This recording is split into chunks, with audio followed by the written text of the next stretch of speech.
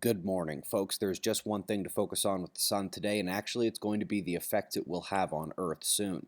Volcano on alert. We'll do some weather as well, but let's run down the last day of our star and find the big dark coronal holes drawing all the attention.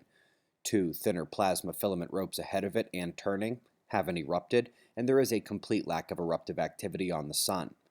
Solar flaring is practicing his flatline routine as there are almost no sunspots on the disk, couple minuscule umbras departing. I'd be shocked if you can even see them. The real story, though, will be in the solar wind. Things are calming now as speed in yellow descends, but we've got a CME on the way. Remember, NASA and NOAA expect Earth impact tomorrow, but I'd have eyes open starting tonight. While the CME is likely to be weak to moderate in strength, on its heels will be the coronal hole stream from these big dark openings. A double impact could drive stronger storms and lead to the electrical and biological effects we expect from space weather. Top news beneath our feet was a volcano going on alert at Reunion Island, but the atmosphere is providing much more significant news at the moment. Typhoon at the northern areas of the Philippines, dropping heavy rain before rushing west across the South China Sea. Hong Kong, still expected to be under the gun. We expect another system to form in the East Pacific upon impact from the solar storms, but that won't affect much. But the systems in the Atlantic could be another story. Just as the Gulf of Mexico has set a record for the longest stretch without a hurricane, we see a storm potentially set to rush right in. This was the scene in Albuquerque last night. Column of rain and hail about as tight as you could want it. This cloudburst actually formed a horseshoe at one point, completely wrapping around the city.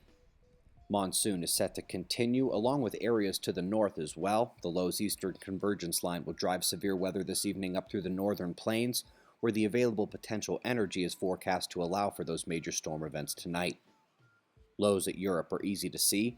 Rain bands across a large portion of the region to be affecting flash flood potential in low-lying areas as the next Icelandic low begins to creep in. We already saw the typhoon candidate to the north. To the south, it's once again the Antarctic lows reaching up to southern Australia and New Zealand.